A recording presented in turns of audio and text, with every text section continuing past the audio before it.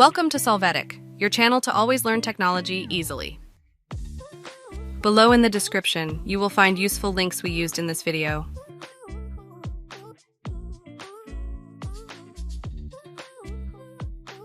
Today in Solvetic, we will see how to change starting folder Outlook. Open the Outlook app. From the File menu, select Options. You will go to the Advanced section. In the field Outlook Start and Exit, you will click on the button Browse located in Start Outlook in this folder. In this window, you can choose the desired folder and then click on OK to make this the Outlook home folder.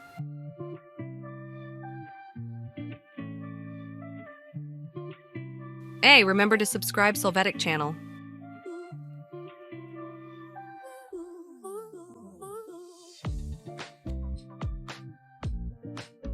We hope it has been helpful for you.